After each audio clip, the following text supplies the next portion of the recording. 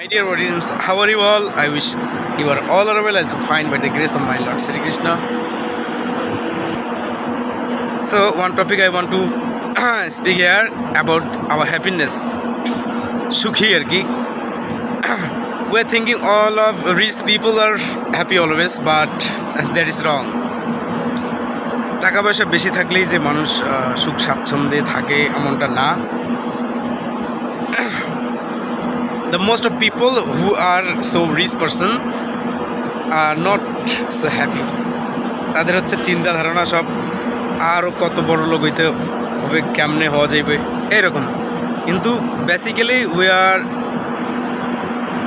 হুম আর হচ্ছে কি poor person, যারা পোভার্টির মধ্যে আছি, দিন আনে দিন খাই, সারাদিন রোজগার, আলাদা কোনো টেনশন নেই, চিন্তা নেই, এরাই কিন্তু হ্যাপি.